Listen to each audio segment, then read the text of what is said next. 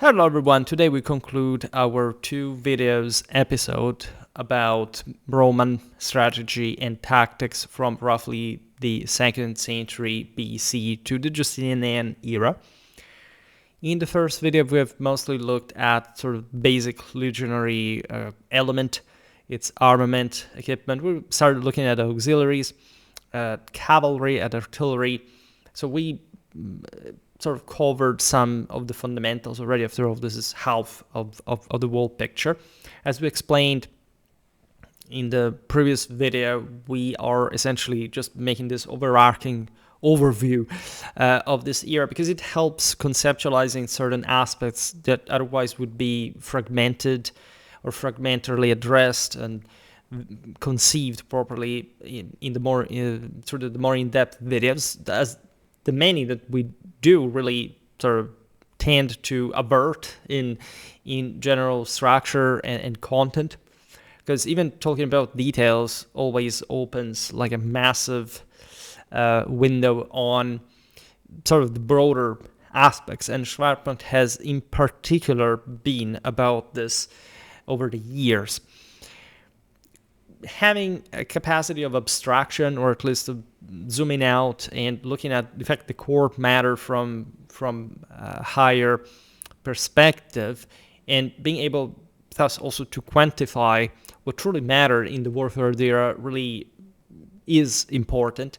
As we were making the same point in the previous video, we observed that while the Roman military is, or exactly because, by the way, the Roman military has been historically, and even more in strictly quantitative terms, from sort of the average person, under scrutiny, like object of great attention, of representation, of disclosure, etc. Like, there are so many different opinions that somehow formed here and there as sacks, as sort of different pools, that some bubbles that at some point didn't sort of never exploded. They sort of sedimented, incrustated in the broader imaginary, even though it's a term that I really detest, because every person turns out to really have completely different views on that. In fact, on Schwerpunkt, I tend to, in fact, mostly address these misconceptions from my personal experience.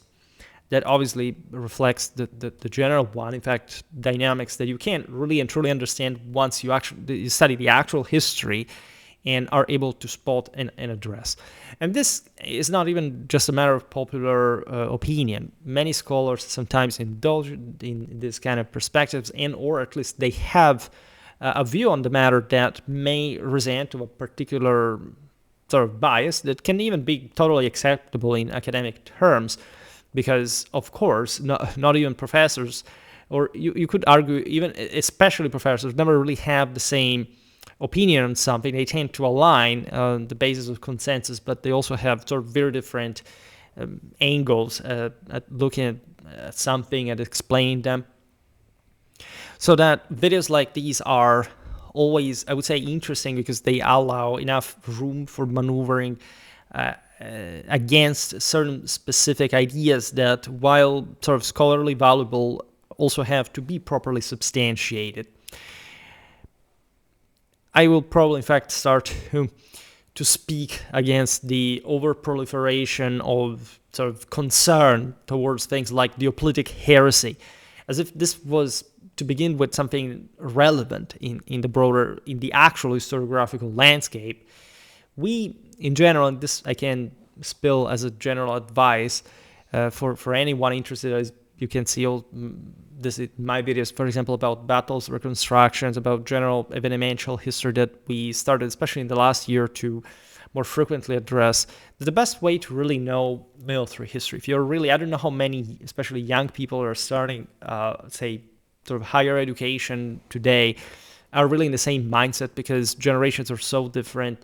Right now they're differentiating at such a faster pace. It's very complicated, not much to enter their minds, but rather to witness how emptying this mechanism really is. Telling the truth, if you really have any ambition to become an expert on this topic, etc., there is no way other than constantly studying every single battle and campaign through all available sources.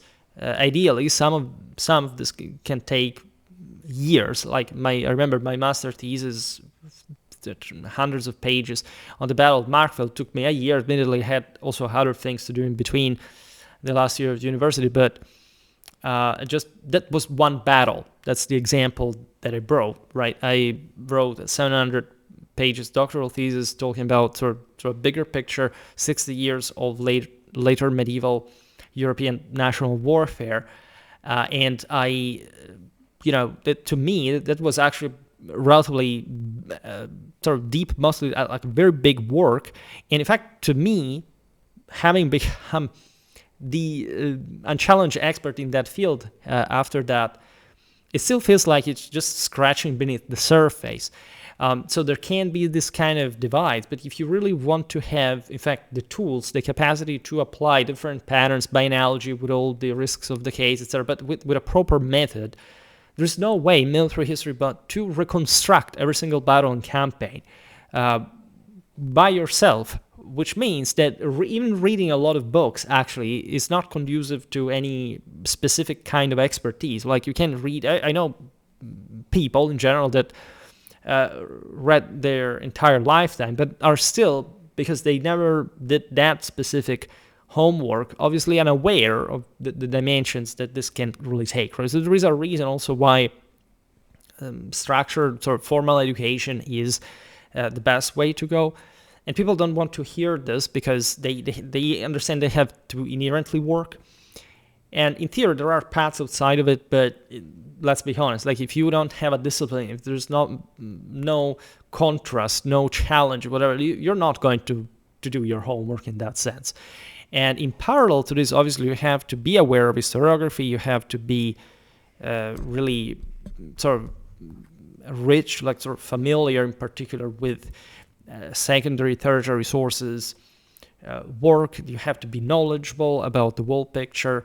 I'm about to reach 3 million views on Schwerpunkt, and I must say that what I've learned by making all these videos over the years is something that sort of dramatically eased my professional work, which I consider more important than, of course, the channel, but that I don't see, in fact, as in this general capacity to browse different eras, different topics, different sort of, for military history, battles, campaigns, commanders, armies, and so on.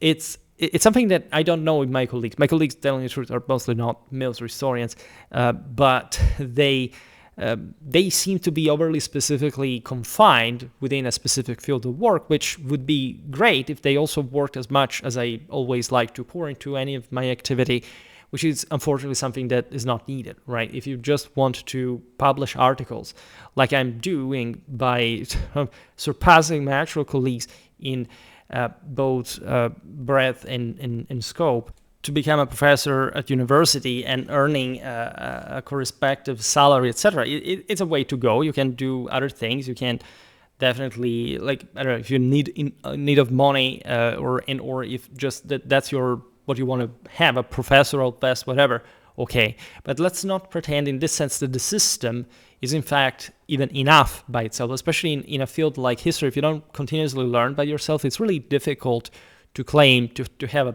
a broader picture. This is very easy to see whenever you talk, in fact, even with greater experts about different things and different aspects that, in fact, elude a little bit, even just as a perspective from their normal field of specialization. And this is disappointing. Actually, it feels very lonely up here, because you would expect that, I don't know, among experts, people actually know more. This is what you believe when you start university. Professors know everything. They don't. Actually, the deeper your research becomes, and in your specific field of expertise, the more cut off, even probably from people that study very close things in time and place historically to yours, you're probably in a universe on its own. It has its pros, obviously, but again, I wouldn't be able to do this if I didn't learn continuously, if I didn't, in this sense, devote myself entirely to history at these levels. So I hope that even as an introduction, so the one of the previous video with the various sources, their interpretation, etc., and this advice can be fruitful, just to show that yes, you can make 2,800 videos on YouTube, etc. But it's never like a merely sort of this descriptive task. It's critical, it's analytical, but it also has a broader purpose, right? So history has an actually practically expandable purpose and function that in many ways also many other fields do not have as history can. So today we start from, like we talk about something different from the previous episode. We had finished sort of the various branches for that time. Today we talk about tactics, which is, before I mentioned the Hoplitic heresy, like obviously a very contentious topic. I specialize in tactics in particular, and essentially the bias existing in historiography seems to be still incredibly ad personam tailored. Like it's, can say that the sword tuber or merely the technologistic prejudice per se, but it is still something that seems to overly concern itself, even with this kind of strange hype that people have towards Reconstructionism and the testing and all this kind of stuff. And that's why before I said, if you don't make the effort of reconstructing the battle for it to make sense on your own from primary sources, you will never actually learn not much in fact, how much we can know about how these battles actually worked. And there is definitely a way to know that. There is a way to standardize this knowledge, right, on the basis of factual evidence. But especially, and this is the, in fact, thing that seems to be missed the most, that you will probably properly lack the medium, right, that allows us to sort of reconstruct the warfare, in this case, the combat, properly tactics of the era. That is the primary sources, in this case for ancient history, that are of their own kind. We often talk about sort of classical sources in general, how to handle them, what to expect from them, what the limits of reconstruction can be, but also how deep these actually are and how actually pretty well, sort of pretty rational to a degree, sometimes even too much, especially when we look at Hellenic and Hellenistic historiography, but also how explicit, in the sense how concrete they are in describing especially how battles were actually fought. And so how would you win or lose, not on the basis of how this or that soldier fought, which was also actually a pretty sort of similar thing, and that in any case is unexplainable because sources really do not talk about this. Like even when you have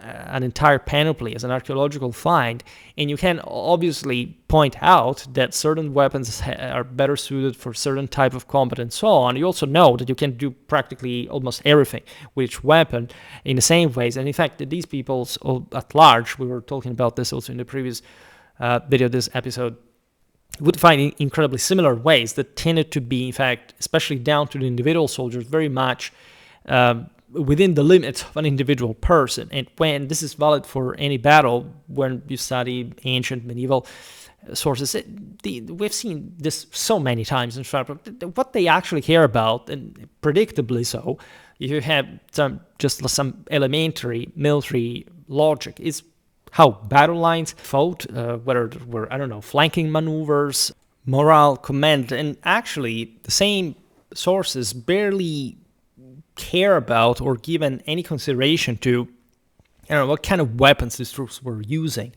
nor, when actually pointing that out, actually pretending that that had practically anything to do with the reason why the outcome of this battle had been the same. With the outcome of that battle, the first example that comes into my mind is Leuctra, for example, which was a very good and very often properly miscited case of, no, those guys won because they had that kind of array or that kind of weapon. That's not evidently, even probably in the words of the original sources, what that meant, even when there is a reference to that. We've seen it for the battles of the 100 Years' War, and we came to the most obvious conclusion, regardless of all the sensationalism and, in this sense, complete lack of military literacy channels do out there, that essentially the longbow had practically and actually nothing to do with the magnificent English victories of the 100 Years' War. But an average person obviously does not understand what this statement means. And this is also completely fine. So they also don't have to take it personal. The point is, when somebody with hundreds of thousands of subscribers does that and thinks that it's normal to get away with that, he should be aware of the fact that he's making the world a dumber place, right? On the basis of, against, in this sense, actual historical evidence and pretty much all what we can gather from a proper study of the same, right? So when you look at just mere disclosure or, 15, 20 minutes long formats with sponsors in between, just know that those are videos tailored for sort of cracking the algorithm, and that's it. They don't care about making you more knowledgeable, wiser, more intelligent, to make you understand how things work. My channel has been considerably growing lately, but I also spent literal years explaining these things, and it's obvious in the way I do that, as you see here, takes really a long time, but it actually is the only way possible to confer whoever listens like some sort of minimal awareness, at least, of these topics. So pretending to synthesize several hundred years of Roman tactics is a pretty sort of desperate enterprise. I will not try to do this in particular. For that, I have a playlist on tactics and also one on battles that I separated for the sake of talking about general tactics and how these guys work, obviously based on battle examples, but the battle reconstruction through resources is another thing, is another exercise, and they obviously entwine. All right. Now, we described in the first video all the type of units, the array of, especially the vast array of auxiliary forces that came from different military backgrounds, were properly chosen at some point, aside from, even from outside the Roman boundaries, or were recruited for their specific specialties that very often came together with a specific ethnicity at a point. We've also seen how actually varied the Roman legions really were in terms of tactical potential and capacity.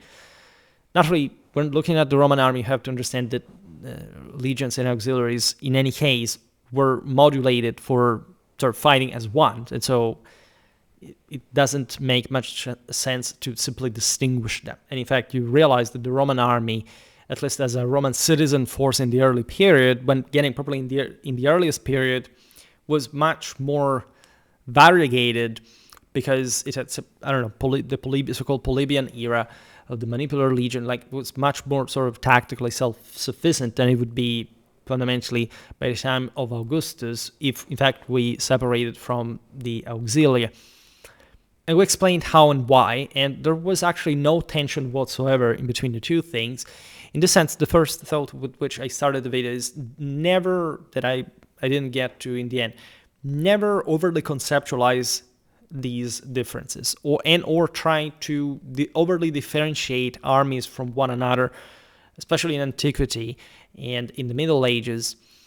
Naturally, were important differences. Obviously, if you take the sedentary civilizations versus the steppe nomads, there is an important difference. But in general, right, the sort of the capacities, also the balance fundamentally between forces, especially when you go at war with one another. These are not some sort of two distinct systems that develop in a vacuum and that at some point are basically just thrown against each other. This is not how the history of warfare works in any case. Especially the bigger the war, the more you know what to expect, and so everything is already modeled in this kind. Probably, again, I like to think this and to say it at every useful chance, we would probably be very surprised by how similar, say, a Roman and a Celtic host looked like, not just because of, obviously the pretty similar arms and armor, but probably, I don't know, in terms of battle lines, of tactics, of units, and how they sort of interacted with one another. The vastness of the Roman Empire was reflected in the tactical modularity, so to say, of the Roman army. It's obvious that, as any people, the Romans adapted to the enemy they faced and the terrain they encountered, provided that, and this is in fact a bias that I've met too often, like especially online, on YouTube, etc., the core of what we were just saying as the similarity of these armies' cores is much more important than the, in fact, in this sense, definitionally, the very differences between these systems. If we're not talking about terrain either, right? From a strictly strategical point of view, the first point is kind of obvious. I have an entire Von Kriege playlist. If you're curious about strategy, tactics, the relation between them, just go follow that or read von Clausewitz by yourself. There you have my critical commentary.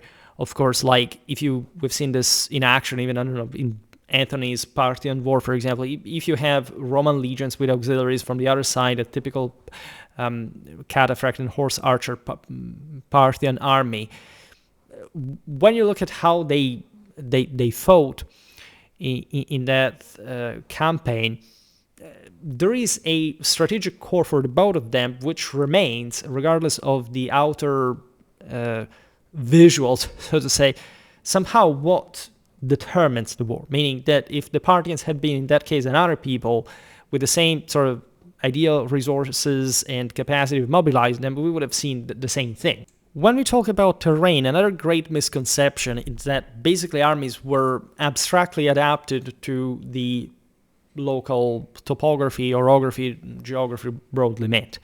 You hear people making a point of, I don't know, since in a country there were lots of mountains, so the local armies were not capable of fighting in closely packed formations, or things of this kind. Because of the terrain, that is not to say because of, I don't know, they maybe lacked resources. In fact, in many ways, I don't know, on mountainous terrain, you mostly find mountaineers. But in every sort of normal country where there is a civilization, you hear these things also about, I'm talking about the overproliferation of an inexplicable success of those, the Euclidic heresy is bad, whatever. You find people that make claims like the phalanx as we know it in a broader sense, regardless of the actual heresy that also existed, some mistakes were done.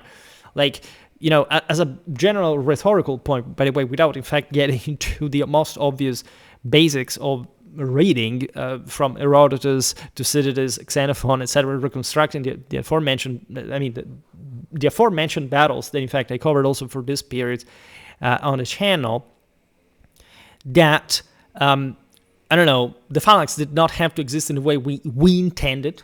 So not even how the heresiarchs intended it, but simply like a thickly packed infantry formation, because there are mountains in the Hellenic hinterland, as if, battlefields or open ground clashes in sort of as the ABC of Hellenic military history did not exist. And so also the basic descriptions of how we would expect, also by comparison with other peoples that all in Europe used thickly packed formation of heavy infantry, so much so that the Greeks themselves unspecifically called every kind of heavy infantry of the Carthaginians, of the Romans, of the Celts phalanx in their language, would have not had to exist at that point, right? So we have these sort of heavy distortions where people fixate on mechanistic and deterministic aspects that war alone sort of completely eliminates, and that they didn't even think about at the time. Right? They obviously had a capacity to fight on broken terrain with different types of units, but this is also more or less the point of it all. Like the greater civilizations that could afford bigger armies were in the fertile lowlands. And yeah, I guess unless you live in the Netherlands, there's going to be some mountain somewhere, right? And in that sense, it's not even the Batavians. The Batavians were actually pretty good as auxiliaries in the Roman army, but again, alone, individually, were obviously not a might to be reckoned for different reasons in a broader scale of international powers, as just tribes, essentially.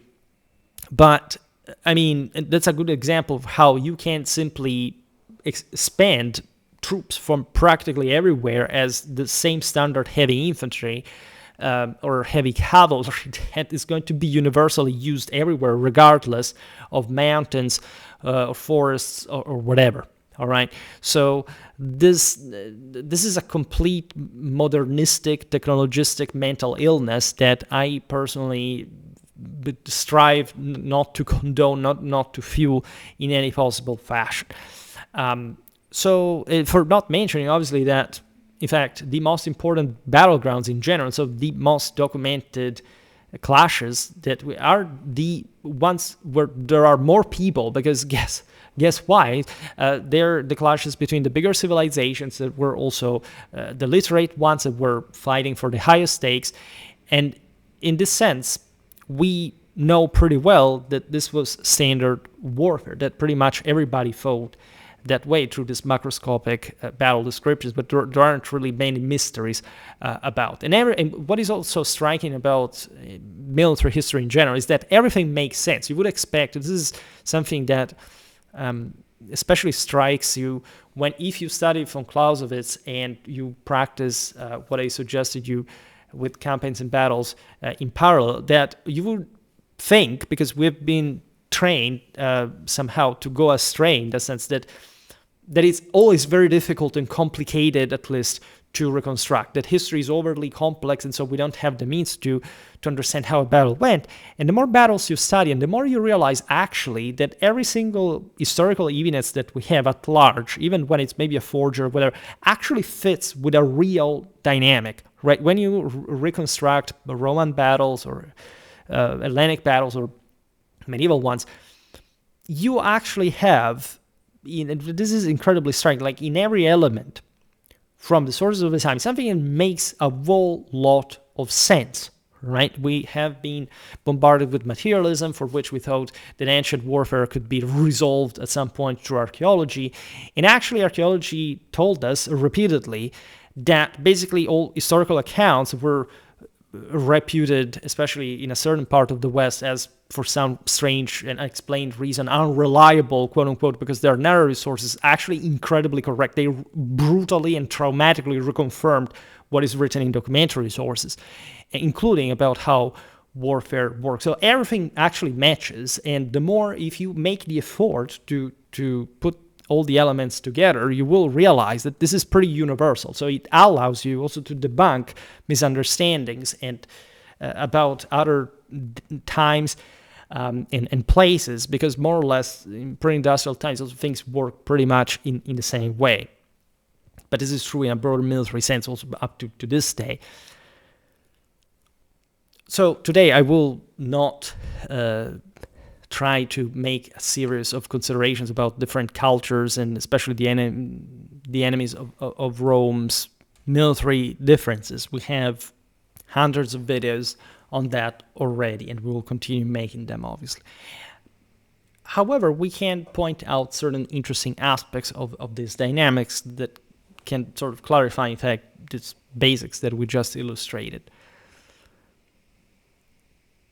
There is also a specificity in the sources that explain this, and I have a series, especially if you check my playlist on the Roman army, if you want to know, say, all about our race, what we know, which primary sources say that, how, I don't know, a camp was built, or how also in this sense we can expect reality to be compared to manuals that obviously depict some standard ideal picture that is indeed plausible and accurate, but can still be referred to a milieu that was not necessarily explaining to you 2,000 years later specifically what the Roman camp really was. Again, we don't have the centurions telling us how this mostly happened from their perspective. We mostly have an establishment, an elite that gives a sort of broader idea to its own to its newer generations of how camps are established or how armies have to be led and so on. So basic battle and marching formations that form the foundation of Roman operations have been already discussed elsewhere, right? Very sketchily, and just for getting to probably the fundamentals that could be altered as the military instrument is differently declined on the situation. The standard battle formation throughout all this period placed cavalry on the wings and infantry in the center. For the simple fact that infantry was the strongest arm, the history of warfare, as you know, from the Levant to Europe in the first millennium BC had we made videos about this specifically. Think about the Argos panoply. We talk about how, in this sense, hoplitism developed from sort of Assyrian and sort of Rartrian, etc., influences and so on, and how this was received by, say, the Etruscans, the early Romans, etc., and how this was overall already in embryo, in that, especially from the end of the Bronze Age, and so the decline of chariot warfare between the second and the first millennium BC, like the idea of a core decisive army in the center, and then cavalry on the flanks to try, in fact, to outflank the enemy, and so mostly battling against other cavalry in the front. And there is an interesting concept about this, meaning, what would you think is decisive? Because it seems like in many battles that once you were outflanked, the heavy infantry collapsed, and in this sense, it seems like it was cavalry basically would be decisive. That was rather a tip of the balance, because without other infantry pinning the heavy infantry down, right, you could not outflank the same infantry that was actually stronger than cavalry. There are some rare cases of cavalry actually smashing an enemy unit. The Battle of Magnesia, we find the Seleucid cataphracts that smash a Roman heavy infantry unit on the flank and so on. But in general, like, infantry remains until fundamentally the mid-6th century the decisive arm, right? And so regardless of the depth of battle lines, that was a thing.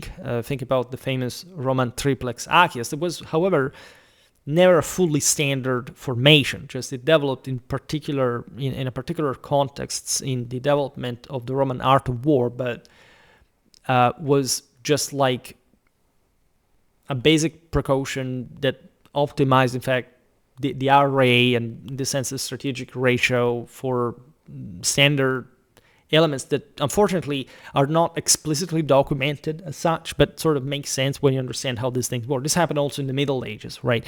In the peak of classical antiquity, you find deeper formations, in a sense, or at least stronger infantries in the center. For example, the Macedonians didn't have double lines of heavy infantry, right? The phalanx was in the center, sort of dominating a single line. And there were these specificities. Admittedly, the Macedons were truly unique in this. Like, nobody ever used the Hellenistic phalanx as such.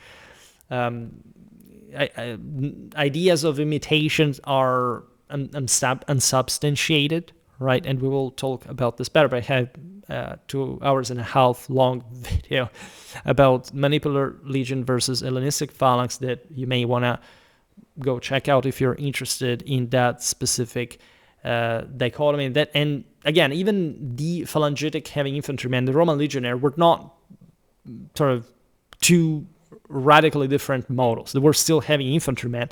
They fought in relatively similar ways at the end of the day, regardless of the difference in equipment and the general, in fact, arms system, so properly the host model that responded objectively also to different political and social backgrounds, different enemies at that point, but was still, at the end of the day, heavy infantry in the center and cavalry in the wings. Here we don't talk much about the lights because yes, there were the skirmishers that opened hostilities, that gave time, they screened the heavy infantry during the formation. This is true also for the so-called barbarians, right? If you look at the Celtic host, it's pretty much the same thing, all right? And as I was saying before, these hosts were actually also very, very similar with one another. Auxiliary infantry in the Roman army could be split in position on either side of the legiones, between them and the cavalry, or more commonly arrayed directly in front of the heavy infantry, even though it depended on essentially what their task really was. There were some mixed units for rather tactical flexibility, where the so-called cohortes equitatae that consisted of cavalry and infantry, as a matter of fact.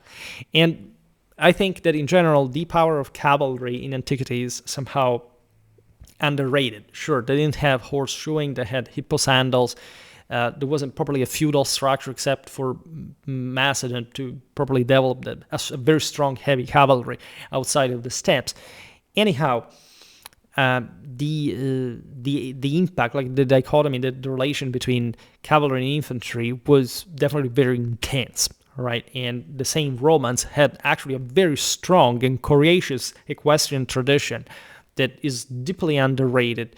And I made an entire video of explaining why actually the Roman ethnic citizen cavalry was actually pretty darn strong, and basically the strongest in Europe after the Macedons in the Republican period. They were better than the Carthaginians and actually had a pretty good cavalry, both in heavies from the Tunisian latifundia, so to say, and the Numidian lighter cavalry. And Laelius is also a better cavalry commander than Massinissa, for example, but we will see this in separated videos. Because we must really launch a series on the Punic Wars, especially the Second Punic War, if you really want to study, reconstruct in your lifetime one single war where you really find everything in the art of war. Study the Second Punic War, because it's really what really opens your eyes regarding what an actual war is from a political standpoint, but also in the primarily obviously, but also in the depth of strategy and tactics. And where with Cannae, by the way, what was established as properly the synergy of arms, like to this day, would never be surpassed, right? So for making you understand how mature that theater really was. Now, where parts of the ground were clearly unsuitable for certain troop types, auxiliaries would occupy those sectors while the legiones took the rest. There were different ways of intervening, in fact, from these positions at some point, even though if you look at the Battle of the Allia River, that is before our time, a good couple of centuries, you see that the idea is that sometimes you wouldn't think an enemy could have the capacity or the cohesion to outflank you, or especially across different terrain. If you look at the siege of the Battle of Gergovia in front of sort of besieged city, that the Romans end up ambushed by the same Gauls, and they don't make it. In fact, in carrying out the enveloping maneuver, that in that case was actually carried out essentially by also mixed contingent. Now, similarly, if one wing was poor for cavalry, the bulk of the horsemen would be concentrated on the opposite side. This is a general precaution. Normally, armies tended to be symmetrical, was mostly like terrain that prevented the deployment of cavalry. Sometimes properly having your flank secured by a natural obstacle was sort of normally chosen. There were some battles, as you know, that were fought along rivers where both sides would sort of, in fact, enjoy even that riverine protection. We like our flanking, and there are all these kind of considerations. Others are wise, and this is very important to remember, because we're not talking about the Greeks that were a bit unique in this, but the Romans, as any other people out there, had actually symmetrical arrays, right? This is a deeply relevant point concerning what we said before regarding the relative standard way of war all across Europe, regardless of, in fact, the same terrain. There is this idea, which is correct, that Hellenistic armies, say Hellenistic so when I say Hellenistic on Schwerpunkt, I normally speak of essentially the autokoi, right, or anything that derived from within, let's say properly as an Hellenistic phalanx from the Macedonian tradition, because I mean, also Hannibal belonged to an Hellenistic context, so to say, as a Carthaginian. But and there was, in fact, a conceptual Hellenistic way of war that is synergic in nature, combined arm-based. But on Schwerpunkt, while I point this out, I also more conventionally, when I say Hellenistic, I'm talking about the diadochoi at surrounding, so to say.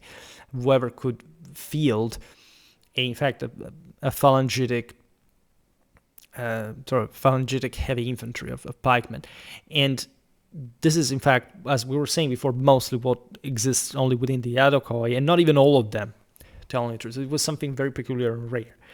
And for reasons that I will discuss perhaps in a dedicated video, these Hellenistic arrays were tendentially asymmetrical, or at least, for what I've had the chance of seeing, they tended to be symmetrical.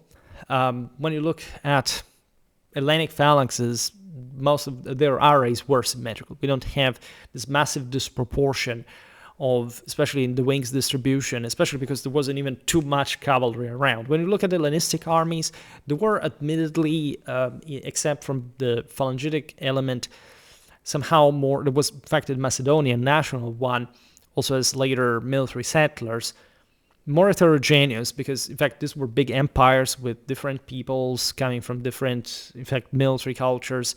And so it may seem as if the difference in the wings and certain sections of battle line, even at some point, like, will make it look more asymmetrical. It is absolutely true that however, if you look at Alexander's battles, the right was usually stronger, right?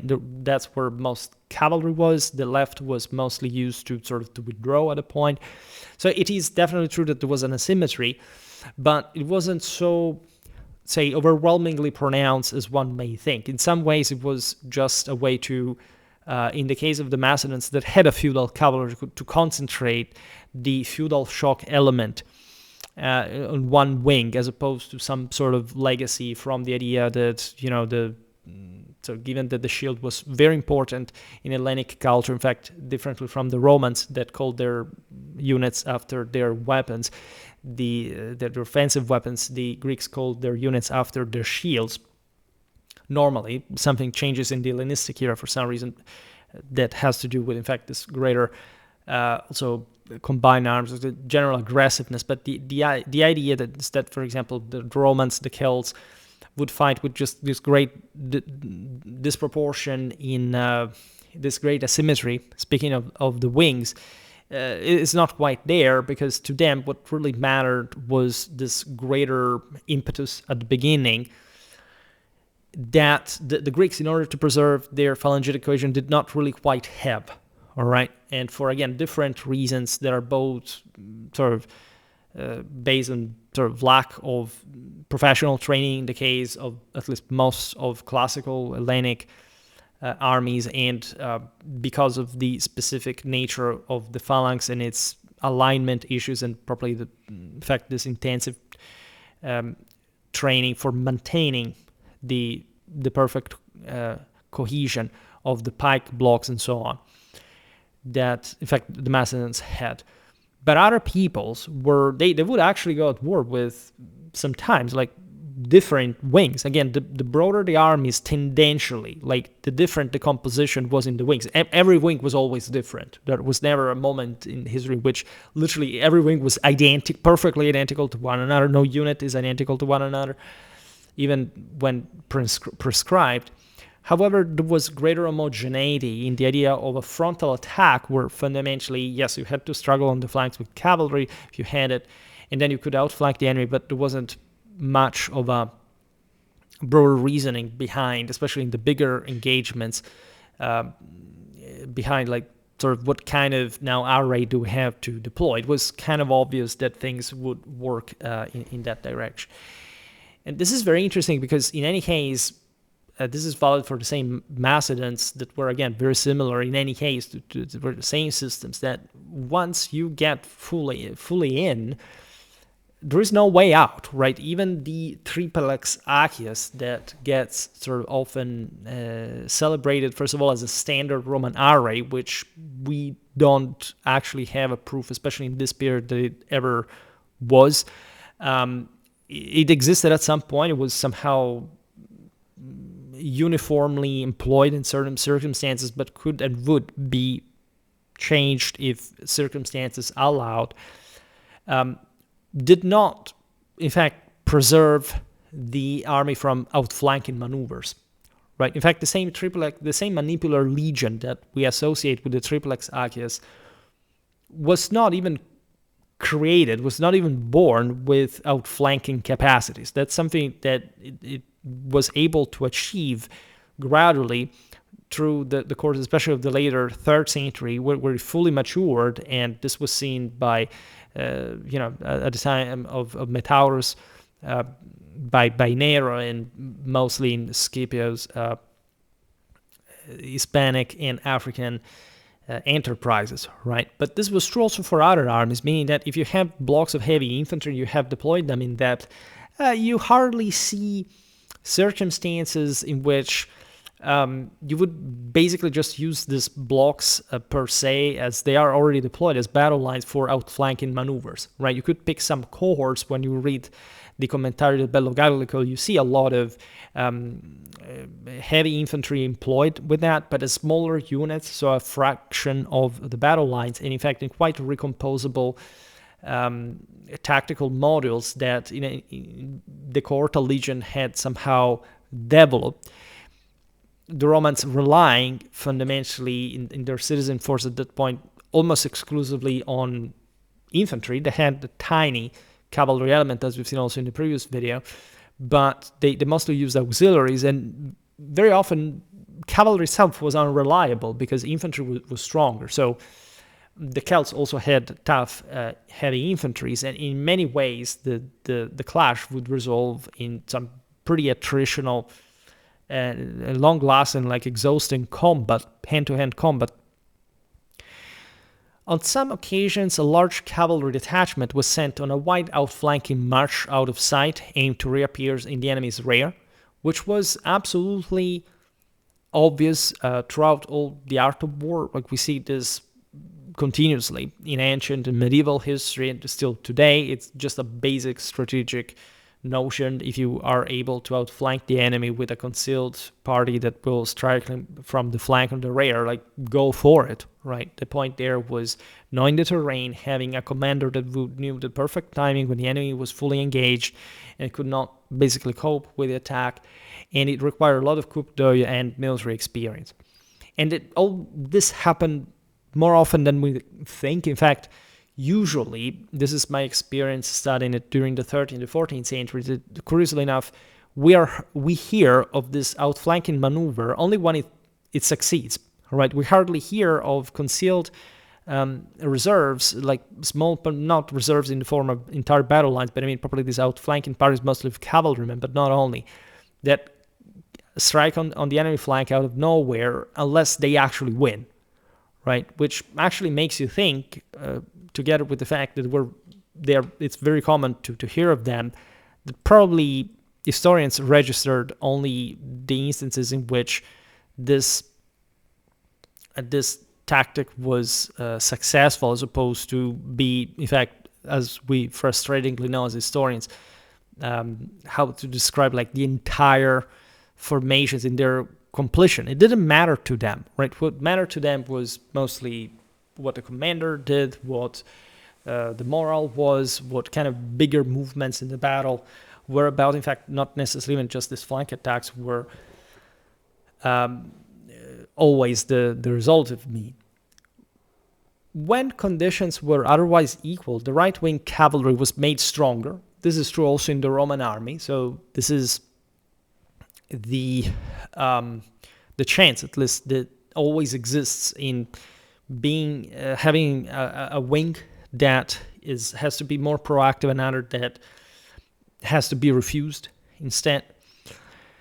And at the left was the sense thought to be able to withdraw and to keep the enemy busy as long as it wasn't caught, while the right was assigned to outflank the opposing wing, provided obviously that they had won against the enemy counterpart there, crushing it with a frontal and flanking attack. And there hardly was a way to ensure you would simply win in the sense, meaning that if you, again, reinforce a wing, for example, and weaken another, well, the enemy can speculatively do the same.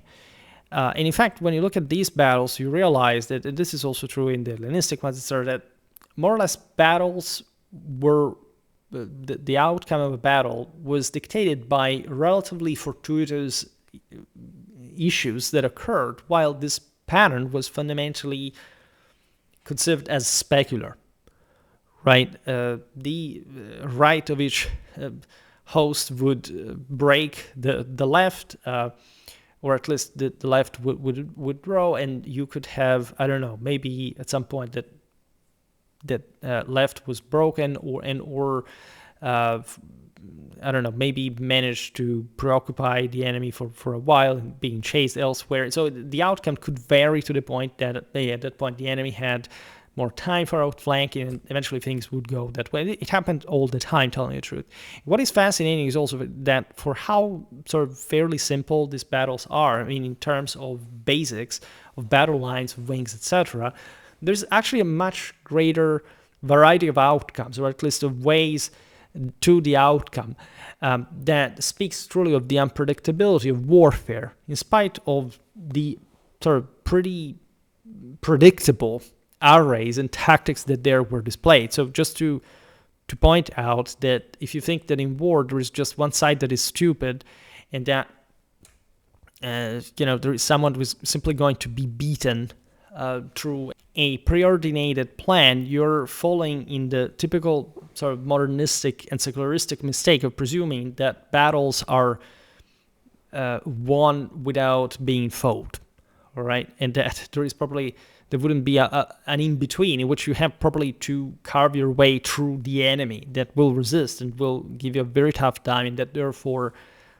that's the reason why battles were even fought, exactly because no side had the mean to predict whether they would win or lose, even if the odds were unequal at some point.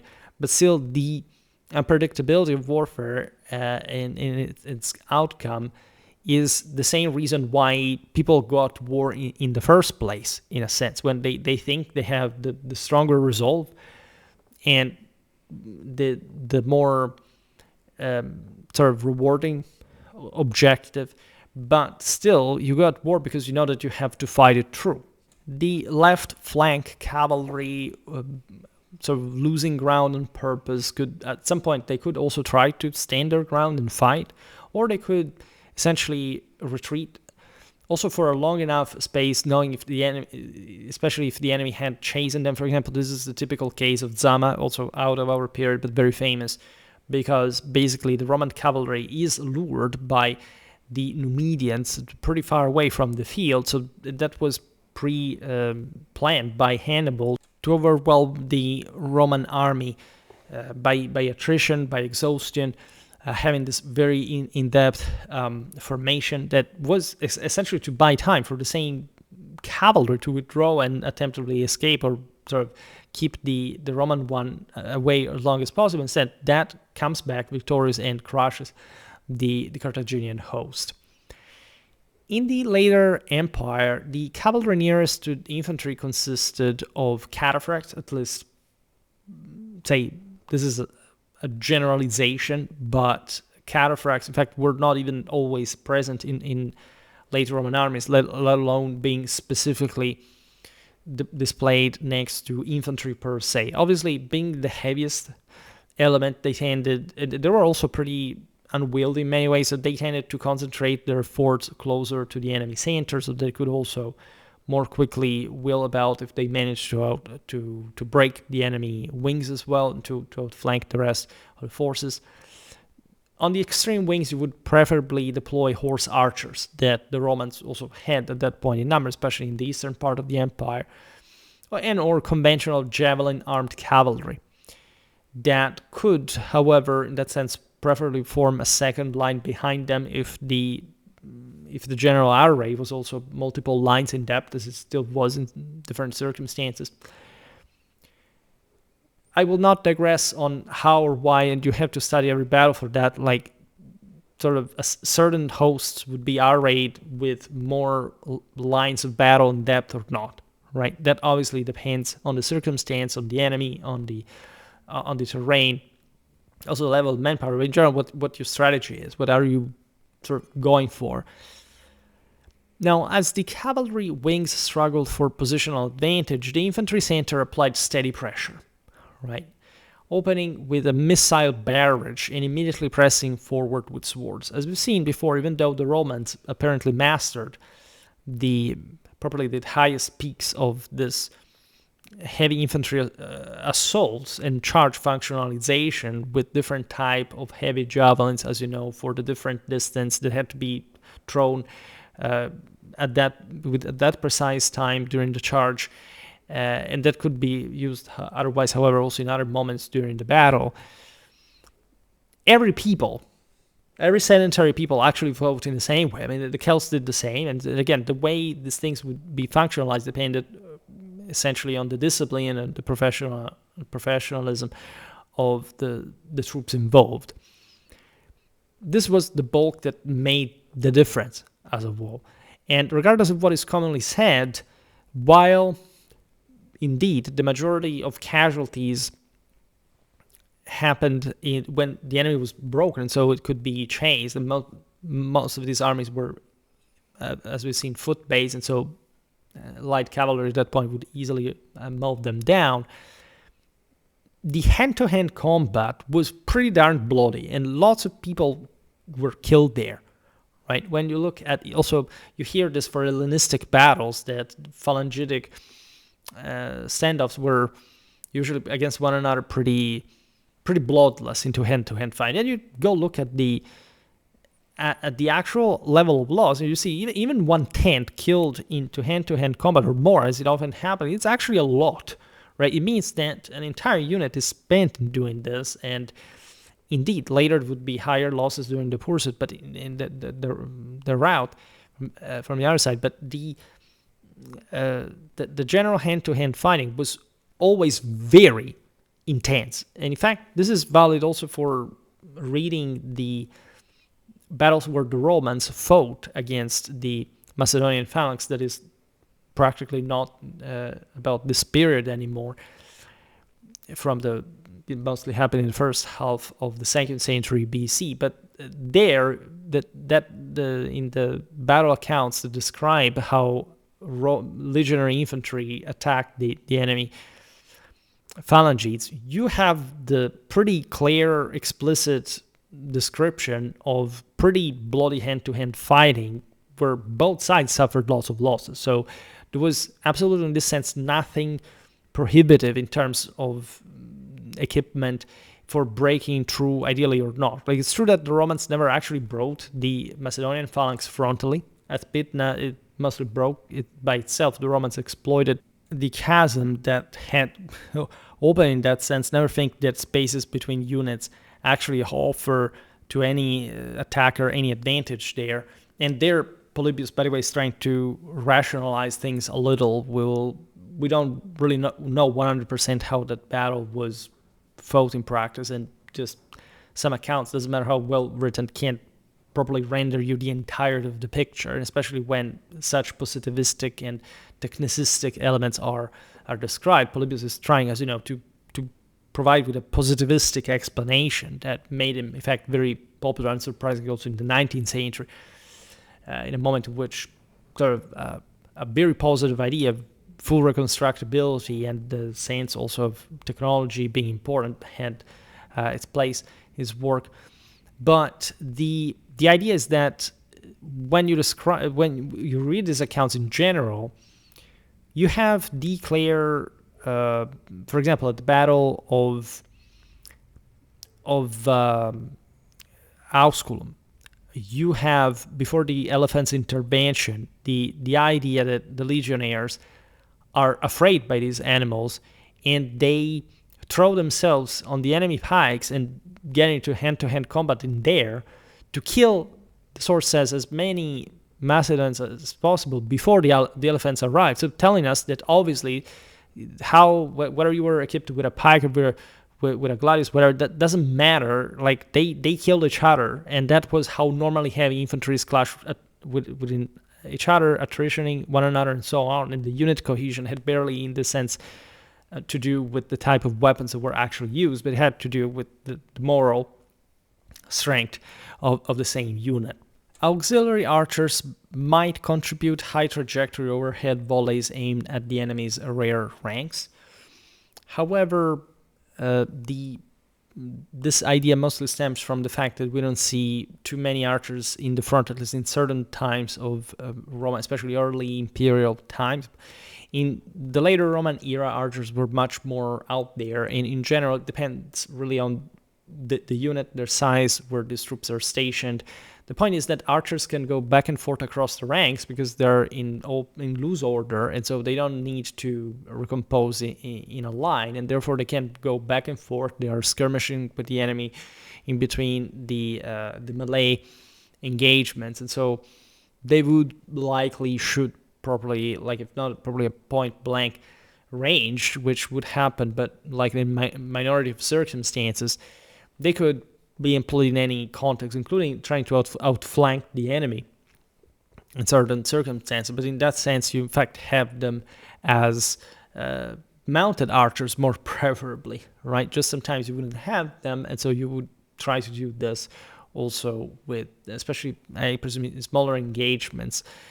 I'm thinking especially of the later Roman period on foot. This is valid in general also for javeliners, for slingers. By the way, it's obvious that the range differed, but the function was fairly similar, and the enemies tended actually to fight in quite specular ways. The idea that some archer and slinger unit would be fundamentally preserved as some sort of picked elite force, even think about the Balearic slingers, the Cretan archers, etc., is correct. They would be used in a similar fashion to some sort of sharpshooting, especially, I don't know, enemy generals, etc. Cavalry was vulnerable in the sense that you could concentrate in somehow more ad hoc fashion this fire. But in this sense, it wasn't even just about the weapons, but it was about the experience of those who used them. And aside from the eastern frontiers that were much more influenced by nomadic warfare, you wouldn't have this overwhelming amount of archery in the ancient world. There is a debate on whether the sling or bow was better. I partially discussed it in some video. It seems that the sling had some edge at a point, but you also want to tendentially do different things with them. In any case, you can't simply destroy an enemy formation of heavy from the front, right? Unless they're stationarily or even in movement in front of your ranks under fire, exposed. So you can't wear them out, sort of inflict heavy losses on them. But that's not how lights work, right? By definition, light elements are light because they can't hold the ground, and they can't hold the ground because even the missile element they use is not enough to destroy, in fact, what is by definition the heavy cavalry infantry in front of them. This would be the case until the late modern age, telling the truth. Now, ideally, artillery would be sighted on hillocks behind each infantry flank, adding a little rain of bolts that armor and shields could not stop. We talked about artillery in the previous video, and we've seen that they were actually used in open field. This is somehow underappreciated also in the medieval era. It depends naturally on which kind of artillery we're talking about. Normally, the bigger ones were built on the spot rather than transported, but there were all sorts of smaller and more numerous ones that would compound, in fact, the overall missile capacity of an army. But when you look at, in fact, at the Romans, their infantry, and this is valid for other peoples in general, the greater amount of missile power was actually held by heavy infantry. And so actually all this, aside from the fact that artillery was costly and it took time to reload, and so there was just so much you could do in strictly also just if we count it in material terms, psychologically had an important shock effect, but in general, that's not how you took out enemy armies either. It's actually the heavy javelin that counts as the greater missile element. You would say, but it has not the same range of, say, archery. And yeah, but archery cannot destroy those heavy formations that bear the javelin. So if you wanted to do that, you have to come close in any case and to come at the range of their heavy javelin fire. And so never underestimate, in this sense, the missile power of the Roman legions. That actually was the greatest in among all their enemies. Like not even the Parthians, say, or other steppe or steppe-influenced peoples had such a missile capacity to eliminate like the equivalent of a Roman army. If you talk about Carrhae, the notion is that they had overloaded themselves in missile, they had pinned down the Romans that did not know what to do, that had lost their combined arm element, but that's exactly the point. Lose the combined arm element and you will see what happens. In that case, Carrhae was also a bit overly dramatized for the sake of showing how infamous this defeat really was. Probably it was a battle fought in much more conventional ways, also in combined armed tactics from the side of the Parthians in order to break the Roman heavy infantry than we generally think, even after, in fact, the Gallic auxiliary cavalry had been destroyed, as you know, by a Parthian ambush, right? So depriving the Romans of one of their arms. Now, this is something, by the way, we've seen also in medieval times, especially during the Crusades, except, of course, at the time there wasn't much of javelin warfare. In fact, medieval chroniclers mostly called velites, in Middle Latin, the crossbowmen in medieval times, because you don't quite have those same skirmishers, at least in most armies, like it was the bow that had, in different forms, taken over the missile element.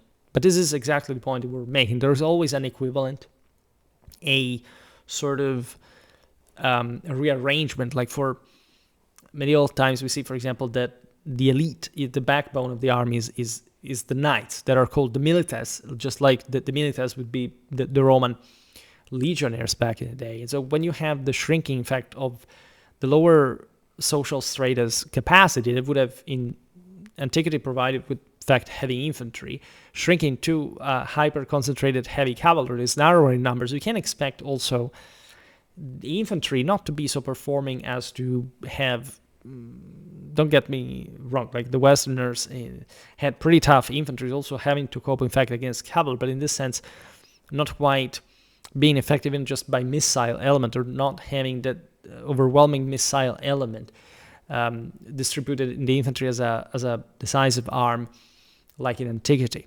All right, and so you have, for example, there more ranged weapons for a reason that is the product of this different political and social background. After the initial clash, the infantry contest often developed into a prolonged swaying struggle resembling a railway scrum, as one side or the other gained or lost ground. This happened at poses. Formations, as you know, do not fight for more than a few minutes against one another before, in fact, pulling out of the melee and reforming, refreshing, sort of being able for the next clash. And this is all something that you measure on the basis of the enemy that you have in front of you. Naturally, at some point, there can be a more generalized route, and that's in fact how the engagements fundamentally ended, regardless if we're talking about outflanking maneuvers or not. There were some pretty intense hand-to-hand encounters that resulted in the breaking of the enemy lines. Senior officers watch closely throughout for the right moment to commit reserves, even though we know very few about the actual injection of the same. Many people still believe that essentially the Romans simply swapped ranks in some way within the same year. There is actually no evidence of this, and it actually doesn't make much sense on the basis of what we know of how these formations actually work, with a file opener and an internal logic of the formation also for answering counter sort of offensive maneuvers and so on, or advanced maneuvers, where every soldier is trained to follow the guy in front of him, and the guys in the front ranks are not just the best ones, the best equipped, but you can't, in fact, simply even swap the ranks or simply as some people think that these maneuvers happen turning 180 degrees to change direction. There's the counter march that is a very complicated maneuver that we've described, for example, in the case of the Spartans, that entails, in fact, the file opener turning, wheeling around into the ranks with enough space or on the flanks to reform with the sort of the same file wheeling about behind them, because they had to maintain that specific order within the same. So the idea that there would be some units that were simply injected as reserves, that doesn't make much sense. Normally, admittedly, this is an obscure point also in medieval times, but we understand that when some battle lines were exhausted, and there were multiple battle lines at a time engaging, the defeated line would break and take refuge in posterior ranks. At some point would not even properly be realigned, because its cohesion, especially during a rout, would sort of collapse their psychophysical capacities. But in general, it took time properly to reorder the lines, and spent lines there are practically virtually useless. All right, von Clausewitz also discusses this, like you can't win battles with very very few fresh troops against many spent foes. The victors in that case would go on, like this is when we know that the engagement continued, and engage the next battle line, which was definitely a great proof of resilience. It was practically impossible, like for a third engagement to be reached. And sometimes actually, this was the case. For example, the Hannibalic cavalry at Cannae carried out 3 consecutive charges, which tells you how good it was. But with infantry, at times, even when they had won, they would withdraw themselves in broken order the friendly posterior lines, not because they could have not carried out a more complex maneuver, but because, first of all, in the face of the enemy, that was sort of actually a risk, but also because they were spent and they were not expected to, in fact, come back fighting, which may seem perplexing until you understand that that war is a clash between moral forces that reciprocally influence each other. So even if you withdraw from combat, some units, for example, broke ranks and went on pillaging enemy camps, notoriously at some point, which is also very risky for themselves. It was a gamble, but they did that. But because properly, like if you had beaten those enemies, even if you withdrew at that point, like the moral impact of that would have affected the entire enemy army, because they knew that the better guys were from the other side, right? It could even afford sort of to, even though, again, this was not the best indicator, like normally standing their ground would have been better, like sort of withdrawing, they would sort of still maintain even some minimal capacity. There are instances where, especially following the enemy route, some of the troops that had already fought would come back fighting. There is sort of all a variety in this. It also depends on which one they were. Light infantry technically was designed for running, but I don't think that they wouldn't exhaust themselves, and that to an extent wouldn't be expandable anymore. So they threw their missile and so on. So it really depends, and unfortunately we do not know, at least for these battles, it's not explicitated, like the entire picture of what was going on. But we can kind of understand it, right? We can kind of sort of hypothesize, of course, but also understand more or less what the strategic quantities involved would have made these engagements gone like. So the notion that senior officers could simply be waiting, behind it, this does not explain, in fact, the logic of different battle lines, etc. Like, for what? For exploiting an enemy gap with reserves at that point? Like, an enemy gap forms in the battle line. And again, we're not talking the normal gap that exists between units. It can be even as large as another unit.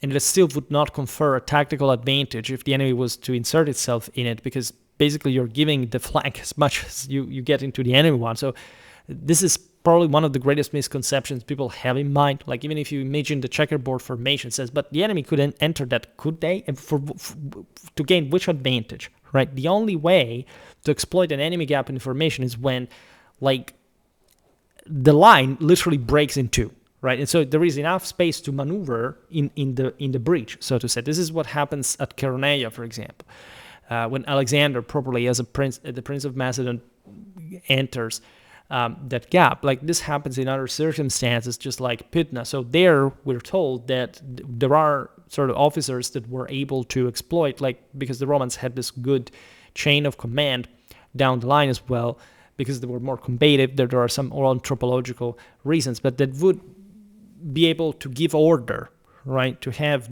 the faculty properly of issuing orders to attack in certain gaps autonomously without waiting even from the above.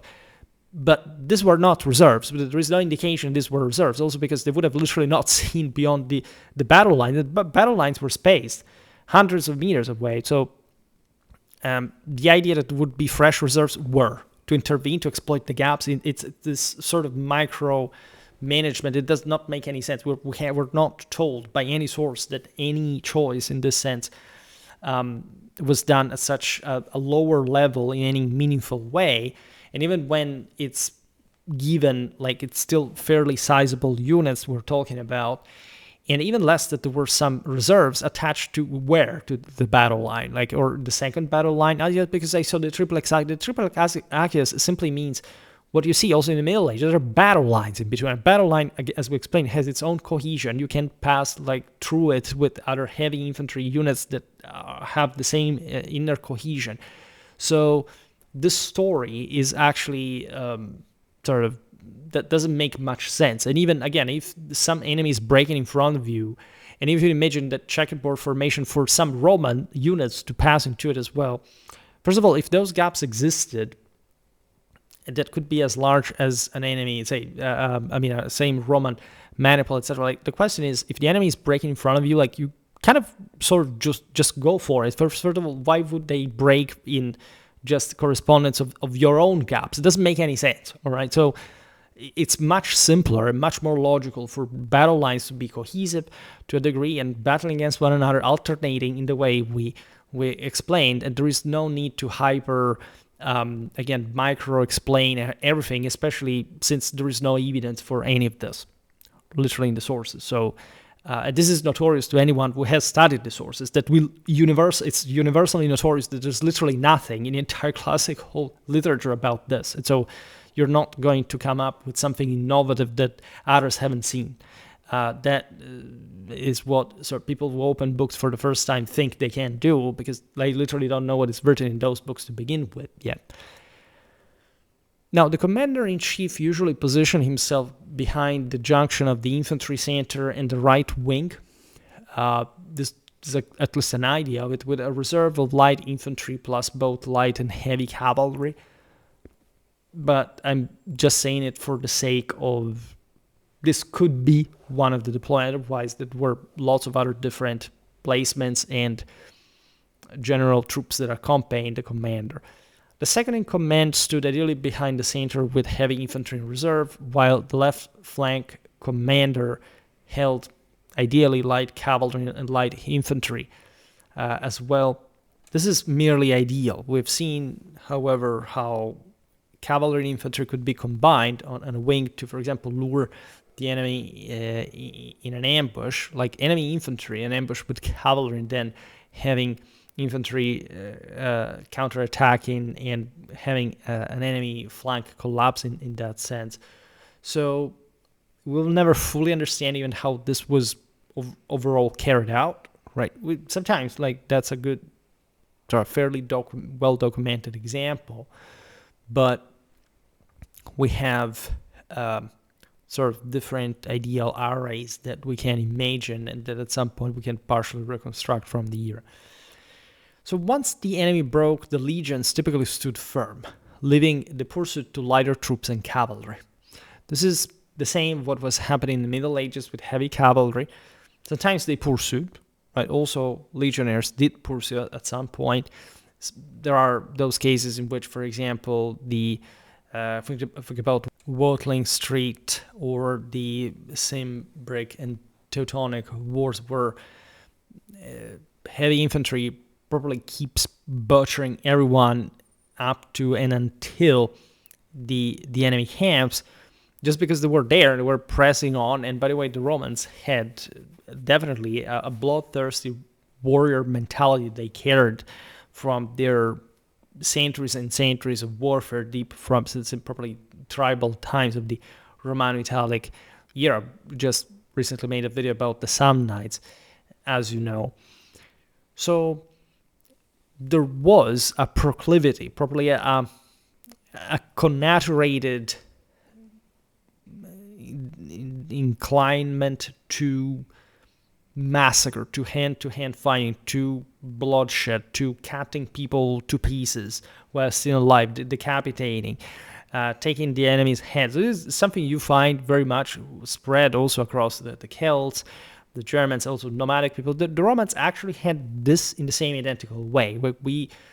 Something very strange happened in modernism and in secularism, where from one side the Romans are the purely civilized and sort of modern-minded secular people, and from the other side you have the barbarians that are just terrible and make human sacrifices, to the point that even people want to defend the barbarians against the Romans deny that these things like head hunting, etc., were actually done. This was done in different ways, like to, for example, carry away properly the seat of the soul of, for example, the deceased, as far as fallen soldiers in foreign land were concerned, so they couldn't carry the body with them. The head could be carried.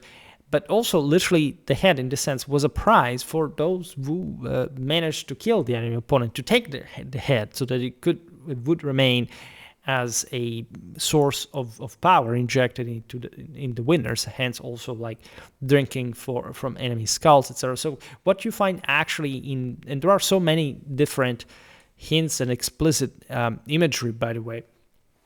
On Trajan's column, we don't really know whether that's an auxiliary or a Roman legionnaire, really, that brings the head to the emperor. Like it's quite explicitly showed, like this proclivity towards champion, duel, fighting. It was still pretty much alive in Romano-Italic military culture throughout all the imperial period and beyond. These are things that you find even, I don't know, in the quote-unquote darkest of the, I don't know, Byzantine mid-7th century. Like, I gotta say that the military values, the anthropological standards were still pretty much warlike, pretty much tribal in ways that we would be relatively surprised by.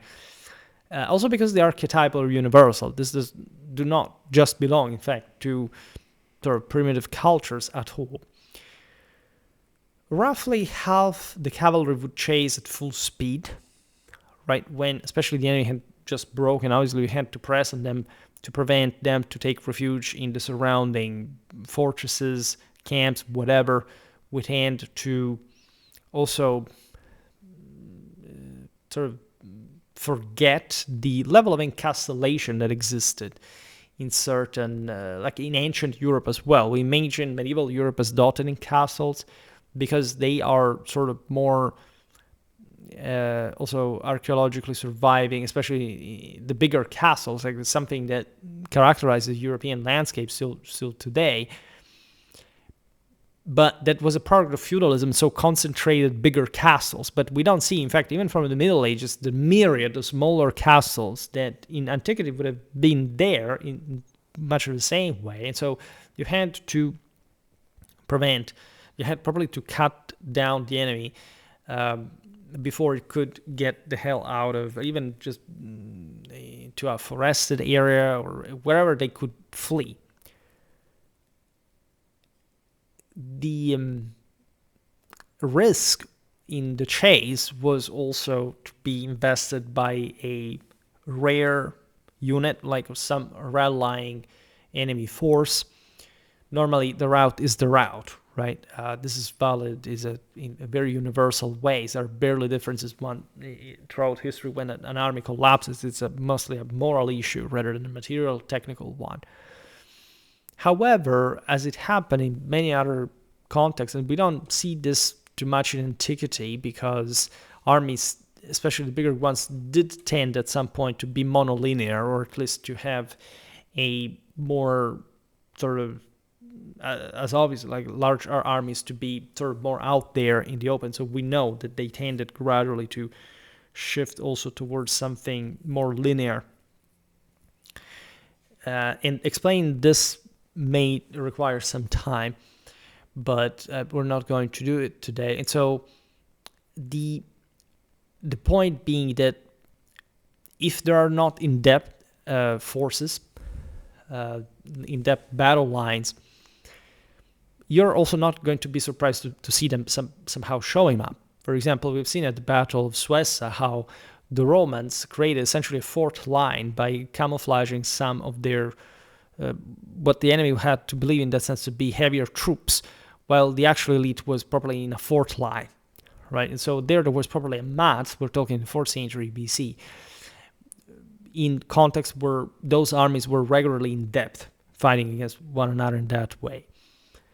The Romans, we understand that they kept fighting in some ways like that. Again, having multiple battle lines is completely normal in many circumstances in the history of warfare. Just it's a bit more complicated, admittedly, for antiquity and the Roman period, because they didn't have the simple sort of Macedonian phalanx, the effectiveness of which was the singularity of its line in many ways. And so we're often not told how many battle lines actually existed, how many men were actually distributed in it, whether legionaries or auxiliaries, infantry, cavalry. So everything is much more obscure in some way.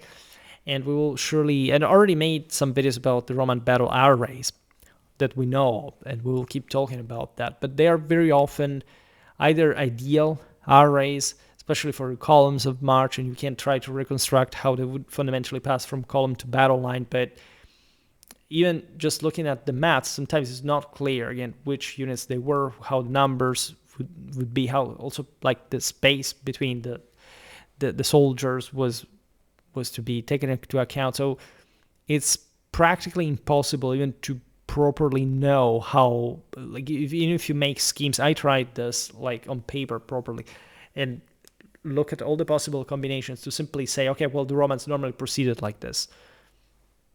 In several hundred years, you can do that, first of all, but even in single times, like, say, I don't know, the early imperial period, the late republic, we just don't know, right? And there isn't quite much a way to know. Just the Romans did not necessarily care. And we see different battle arrays from battle to battle where we can more or less reconstruct, but to an extent still hypothetically, how the entire army would have been deployed on the field. We don't know, for example, what kind of role missile element had in the pursuit of the enemies. Probably it was into hand-to-hand fighting on foot, like if they were chasing heavier troops. Some say that archers advance with cavalry to shoot at routers who appear to be slowing, but it's not entirely clear. Probably it was just some way to support cavalry units, not to make them fall into ambushes or something. Marching columns were arranged both to protect every part of the force if attacked on the move and to allow swift deployment into battle formation. That much is known, and this is more or less like the purpose of every column in enemy territory. I'm noticing, by the way, that probably we will need a third video in order to finish this, because this, especially tactically speaking, is an important sort of step-by-step commentary that deserves, in fact, such digressions. The simplest order began with scouts followed by horse archers, then half the remaining cavalry, half the auxiliary infantry. The artillery kept well forward to enter action promptly. The legions to the remaining auxiliary infantry, and finally most of the remaining cavalry, except for 2 units serving as flank guards as well. And I made an entire video about the Roman battle arrays that, again, we're told of, but they may be relatively ideal. To deploy forward, the column simply wheeled right. Once all units had completed the wheel, they halted and turned left to face the enemy. This is also really typical in many ways. If the enemy closed too quickly for this maneuver, all cavalry would gallop forward to form a temporary covering screen before retiring to their assigned positions. Brief expansion on a topic that we already addressed in many videos, because indeed I'm also more terrestrial than maritime when it comes to the history of the art of war, so for the obvious reasons that warfare is mostly terrestrial to begin with. But talking about naval warfare is actually very important. It shows also a big degree of strategic sort of insight whenever you talk about sort of how armies operated as far as supplies were concerned. We also talked about simple sort of military cargoes at some point, the Messian fleet that supplied, for example, the Roman legions during the Dacian Wars. In the next episode, we will talk better about the probably like the Roman way of war from a political sort of international standpoint. Just be aware, in any case, that I made lots of videos about all of these topics in general, like both in general and in detail already, so this is not even some peregrine overview.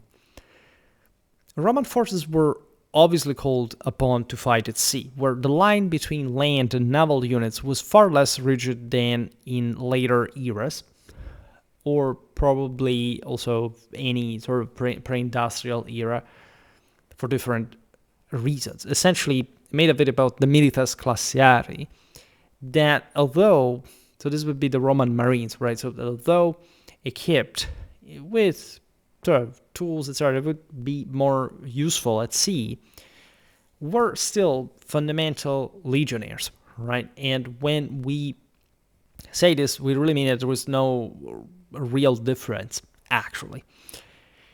There are lots of battles that are fought at sea during the Roman era, telling the truth, lots in relative terms to the times, but actually pretty rare in a general way. Also, here we get the impression that, unlike, for example, the all the accounts about the Peloponnesian War, etc., there was actually much more naval warfare in the Western Mediterranean. We've seen it also as far as archaic, or even probably in absolute terms pre-Roman Italy was concerned, that naturally is not recorded, not in fact in the proto-historical times, but during the same Roman ones, especially in the early period, but not only. I mean, for big clashes like Cape Economus, like for the same Actium, and we'll talk about them better also in some videos. There were lots of smaller clashes at sea that we don't really observe. And this is a bit the problem of ancient historiography, that it connects really much with the idea of the big battle, the clash of titans / giants. And the ancients had this very deep passion and excitement for the bigger engagements. And sometimes we confuse this, as we were saying before, also as far as fortifications, for example, are concerned in parallel, and all these other smaller engagements, for in fact the lack of smaller engagements. And this is instead just a way of telling history. The ancients were much closer to the more genuine, pristine sense of fall from heaven. So they were more interested in heroes and great commanders, in something that somehow was in fact less modern and secular even than the Middle Ages, and that looked at probably at the great event. And then details remained details, even when in fact, why in classical Greece we have also more details for smaller battles, very small battles. As a matter of fact, those are the best documented times in ancient history. Well, because there was already in classical Hellas a rationalizing, a secularizing mentality that looked also at these aspects, even though that's also about the idea of city-states battling against one another. When you look at even early Roman warfare, that was already, yes, Rome was an urbs proper, but there was already like an army that was historically part of the Latin League. There was a broader horizon, less in the sense of the centrality of a specific political system, more the action of great leaders. Also were there, but were considered in fact as kings, a consensus of kings, as also Cuneus, like the Pyrrhus's ambassador to Rome, would sort of describe the same Roman Senate. So very important differences from a probably a cultural point of view. In the sense, when we look at naval warfare, we are also confronted for the Romans, as they are described also mostly, as you know, from essentially Hellenic or Hellenistic authors that we call Roman because they were part of the Roman Empire, were Roman citizens, but were coming from not exactly from that Latin Italic background. We get the impression that naval battles were in fact just the big event that changed the course of very important wars, but fundamentally we're not told about so many other details. There are, don't get me wrong, if you read Polybius, you know that we know actually many things pretty much in depth. But at the same time, even at the level of depth, we were pretty sure that there were many smaller engagements that were not properly told, and you should be reading those sources, even in the Polybian rationalizing fashion, as still a product of a Roman sagas that handed them down in sort of very different ways, in fact, the way that the Hellenes would do at the same time. Several legions originated as emergency collections of marines. This is something that somehow gets overlooked, right? Although sea transport relied on sailing vessels, some of respectable size, naval combat depended on oared galleys, such as quinqueremes with large crews of rowers and marines. We dedicated lots of videos probably about the ship type from the military historical unit series, so we look at the performance, the size, why they came into being at a certain time in history, etc. The oared galleys could sprint for short periods before the rowers tired, and this was normally used, as we'll see now, for ramming and for trying properly to break through also the enemy lines. In fact, naval battles, as we reconstructed them, do not really look very different from terrestrial battles. Yes, the ship in and of itself is something different, just as you can say, I don't know, cavalry warfare that does not look like infantry warfare because there's probably another piece, another dimension in the equation. Plus, the ship naturally is bigger, it's just like a piece of wood and metal, etc. And as such, it probably follows a different logic. But the idea of the battle line, right, that has to be deployed, you don't have to be outflanked, you need to mostly push in the center and be sure there are reserves too. So there are very good examples, especially also during the Punic Wars, of the complexity of naval battles and also the relative, even the more enhanced unpredictability of the same due to the currents, the winds, etc. But the dynamics are the same. Like there are the lighter elements that try to escape a bit more, counting on maneuverability, and the bigger, bulkier forces that have the upper hand but sort of are slower and they're less assailable at close range, but they can be outmaneuvered to some extent at least. Also in these environments, everything is fundamentally symmetric, right? You hardly find a battle in which there is, I don't know, Tom and Jerry just per se. Like you would have always, especially in the bigger battles, pretty combined sort of by scale, like essentially similar forces, like with a symmetric deployment, conventional tactics, etc. Right? The galley in itself, especially the triremes, then eventually there is a multi-purpose Liburna type that is fundamentally like the adaptation of the same. This is a generic term that the Romans adopted from this, after the names of Illyrian pirates. But it's a naval technology, while developing a lot, was something that Romans modeled, however, after the Hellenistic one, especially toward the latter period, having more resources, fielding the bigger monster ships that nobody could assail, and therefore preserving also peace in the Mediterranean for a very long time, with no pirates, with no sort of general threat to the major trade routes. When you look at the oared galleys, for longer journeys, they organized oarsmen in relays and used sails when winds were favorable. But in any case, again, when we look at combat, they also actually left sometimes the same the same trees on land, they didn't need really the sails either, and because everything could be also a bigger target for fire, especially for enemy catapults and archers and so on. And everything was based on agility, maneuverability. They left any unnecessary weight on land if possible, so that everything would be more maneuverable. So there was at some point some necessity of having a heavier momentum through, in fact, a greater mass, but also meant to strain the oars. Masts and sails added weight and bulk that hinder rowing combat. For this reason, for that reason, they were usually landed before battle when possible. Large crews required frequent landings for cooking, water, and sleep during movements, making most expedition coast-hopping affairs unlike pure sailing cargo ships.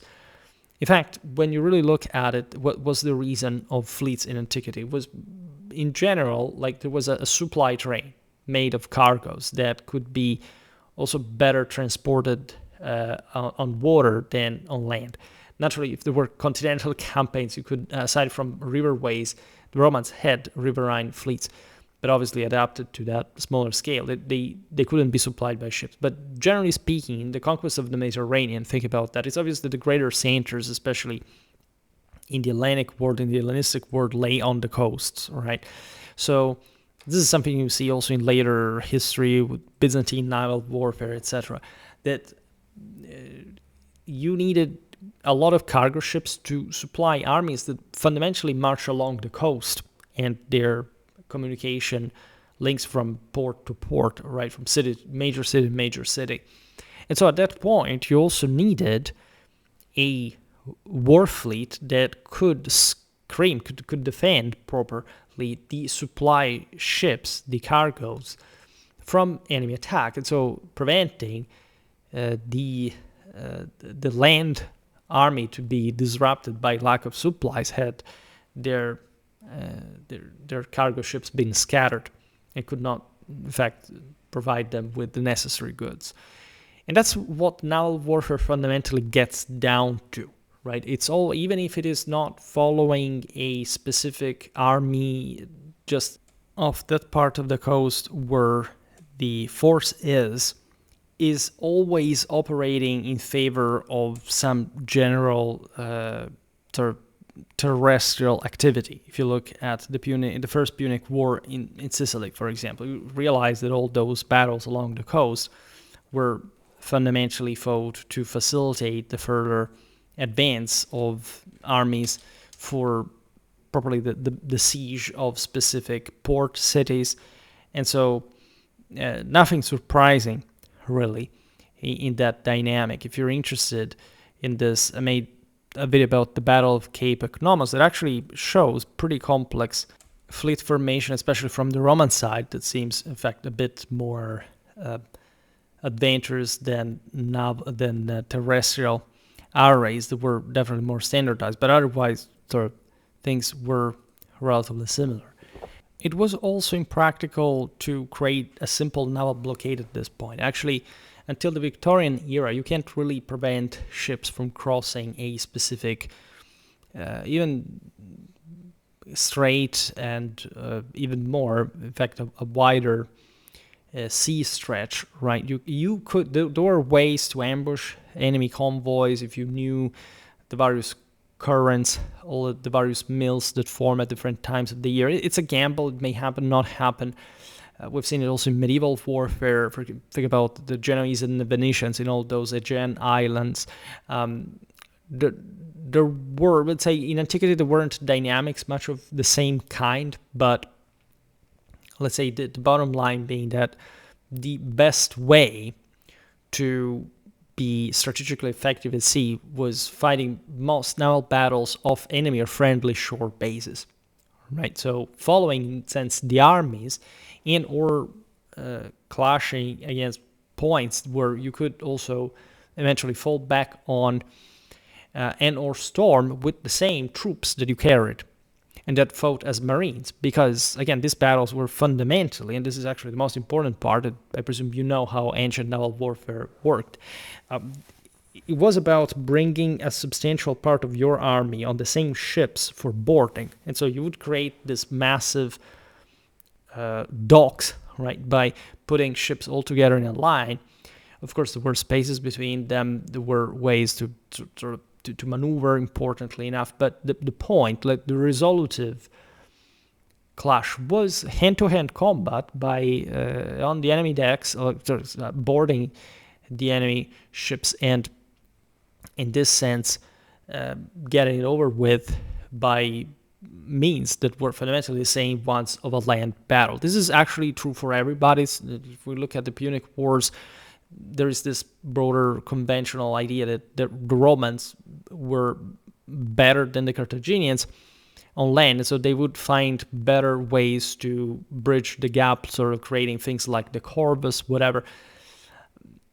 And so to board more easily the Carthaginians would therefore be defeated. This is actually an idea that the Romans themselves created down the historiographical line, because they had to show that they found technical means. This is especially to show off in front of the Greeks for reasons that are sort of complicated to explain in a video about just warfare, because it's something broader in a political, cultural, and historical sense. And probably in the idea of in fact, spiritual, metaphysical warfare at the time, things were much more balanced tendentially. I'm not even one of those people who dismiss, for example, the importance of the corvus, because there is always the genius that arrives and says, but the corvus is impractical, there were modern testing, it makes it impossible, at least modern sort of physical considerations. Look, if we are told about this, it's obvious that this thing was not, quote-unquote, revolutionary or the game changer or whatever, but they existed and they make sense in a general way. And so however they happened, it's not our saying to simply invalidate an ancient source that tells us about it, because in the way we decided to reconstruct them and say, but they would unbalance the ship or whatever. This really depends on how they were actually built, and I made an entire video also describing that. And so overall, I'm possibilistic, let's put it in this way. But in general, boarding existed since the dawn of naval warfare. There was never a moment in which, this is important from a conceptual point of view, they just bombarded each other with missiles at a distance. That always happened in the approach, in maneuvers, but in general, right, the way to take out enemy ships was boarding them, right? So whichever mean existed to do so, we know that was basically how it kept working well until the modern age, right? The later modern age, as a matter of fact. Two rival schools of galley warfare had allegedly existed earlier.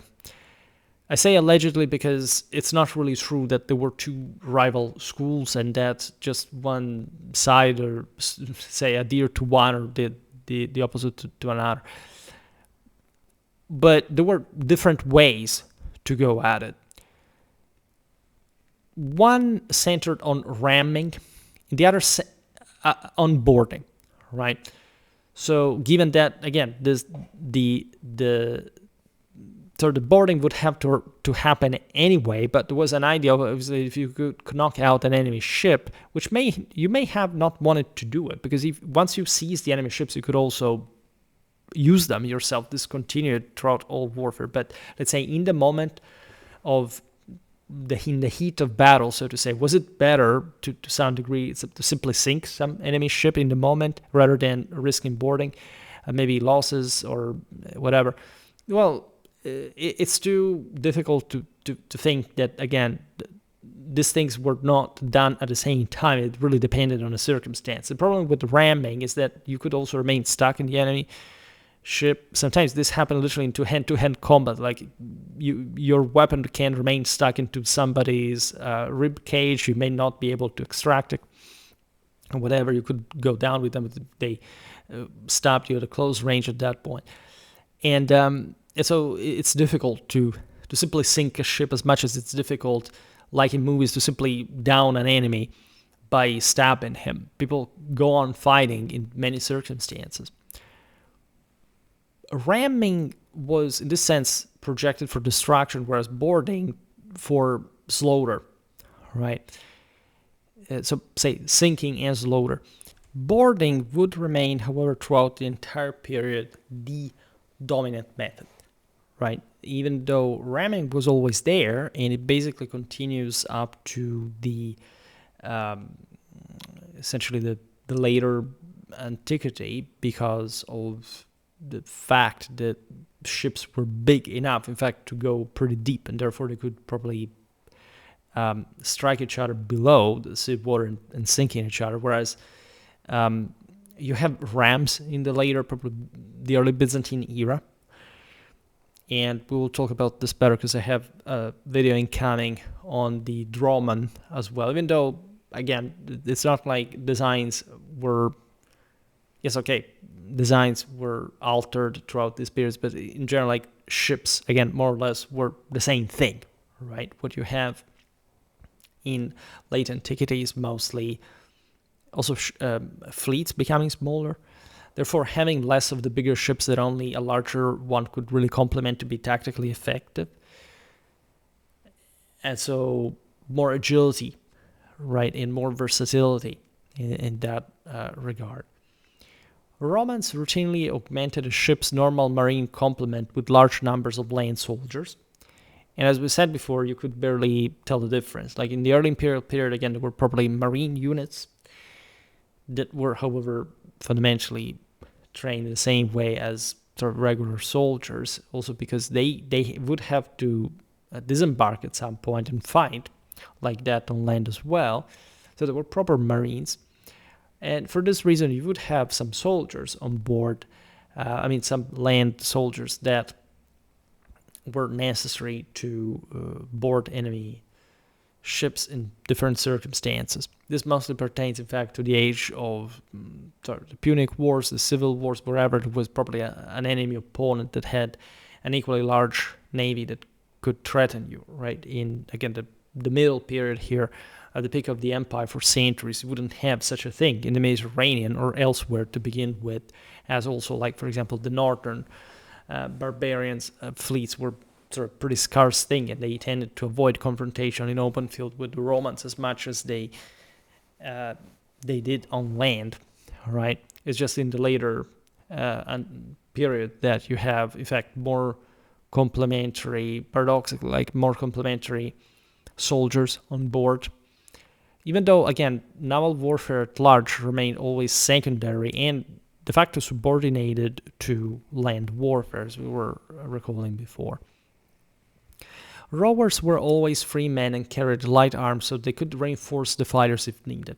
You needed to be very well trained, fed to be an effective oarsman. It was actually a good living. This is true also in the Middle Ages as the Galley era continues up to, again, like the Second Modern Age. Aside from the height of religious wars, so to say, or at least like sharper divide between sort of the Islamic and the Christian Mediterranean, you would start having, again, prisoners that are sent to the galleys, but also, in this sense, like instructed and motivated by different reasons other than mere, we will beat the hell out of you as a punishment, also because you need really to rely on oarsmen. Various ingenious special weapons saw occasional use, including a burning brazier suspended from a pole and dropped into the enemy deck. Some of them, we don't really know whether they were actually used or how they were used, but we can imagine this experimentalism that was typical especially of the Hellenistic schools. Think about Archimedes. We have baskets of snakes or scorpions thrown among opposing rowers, an engine-launched grapnel to harpoon and hull an enemy vessel alongside. All measures that, if actually ever employed, as it's likely for it to have happened, did not fundamentally alter the nature of naval warfare, nor even came close to. Artillery was sometimes mounted on larger ships, but only lighter anti-personnel types rather than ship-sinking versions. Right? It was just a way to compound regular missile warfare. It was more effective in general in properly targeting the enemy marines on deck. It's very important to stress that when we talk about ramming, both marines and embarked soldiers were rigorously trained in order to facilitate the ramming maneuver. There is all a specific physical balance that you have to maintain. shifting on deck depending on where you wanted to concentrate, probably the momentum, during the inertia, and how these ships would smash into one another. This was really crucial and incredibly complicated and as sophisticated. We'll make an entire video about this because it's possibly the most underappreciated aspects of ancient naval warfare. Just for telling you how the Romans themselves had adapted, in any case, to probably the peaks of naval quality. The notion that the Romans were sort of technologically inferior, for example, is yet another Roman provocation, right? That there is nothing technologically inferior about a people like the Romano-Italic one against the Carthaginians. They were the best sort of sailors out there at the time in the Mediterranean, when probably Rome builds from scratch hundreds of galleys and is able to beat those same Carthaginians at sea. It's not luck, it's part of a broader capacity to employ already large amounts of probably technical means in ways that were evidently already pioneered by the same Romans. So the notion that it would also use enemy galleys as a model for their own, I mean, galleys were out there from quite a while. There wasn't much to specifically study about the Carthaginian ones in particular. The point is how you man them, how you crew them, how you lead, how you train the Marines, etc., and all how sort of the general naval military culture is ingrained in your own one. And we always tend, in fact, to underestimate how maritimely advanced the Romano-Italics were way before the Punic Wars, and how they were already pretty seafaring peoples that had been sort of employed also across the entire Mediterranean on more than an occasion. The earlier Roman invention of the corvus, so a heavy spiked boarding bridge dropped to pin an enemy deck, had long been discarded because apparently its top weight made it dangerous in bad weather in particular. But again, the fact it had come about evidently signals that it had some function. However, it was built, and surely there were pros and cons in using it. Introduced during the First Punic War against Carthage, according to tradition, notably contributing to the Roman victory of the Battle of Mylae in 260 BC under the famous Roman commander Gaius Duilius, it had allowed legionnaires to turn sea battles into land-style boarding actions by anchoring ships together, which was already done through other means, right? The way they usually boarded entailed at least some momentary stability for pouring through some sort of flying bridges or something. The planks, you can imagine, but becoming increasingly more sophisticated troops on the enemy decks. Ships could also be modified for sieges of coastal towns. 2 or 3 might be joined to support a tall tower for overlooking defenses or to mount large artillery for bombardment. Individual vessels could be fitted with special ladders or wooden sheds to shield light artillery pieces from missiles. And so this is basically a simple adaptation of regular sort of siege warfare means, so to say, and fortifications and sort of different technological capacities to naval warfare to a degree that sort of depended very much on the context that unfortunately we can only superficially appreciate, right? Today I would actually stop it here because, again, I thought as I said at the beginning, that I would make sort of just another video, but I was wrong. We're going to get into the third one. It's all time saved in many ways for better preparing other videos, or the latter part. We are getting somewhere really in ways that I didn't think we could get to before. I'm really glad that the channel is growing. We've had really lots of subscribers. I have no idea how or why this is happening. and the views have also drastically increased. So this may be just a happy moment, so to say, but it normally didn't happen. Yes, in spring there would be sometimes some ups, but they were more episodic. This is turning into something way more organic, and I was really surprised by it. So that I think that we are sort of lucky to have arrived at this point. Naturally, my content may be overwhelming, may definitely not be usual compared to other stuff you see on YouTube, but the fact that, again, there are people who arrive and subscribe seems to me that is a good reward, showing that we are essentially doing exactly what we have to do. And I'm fairly satisfied that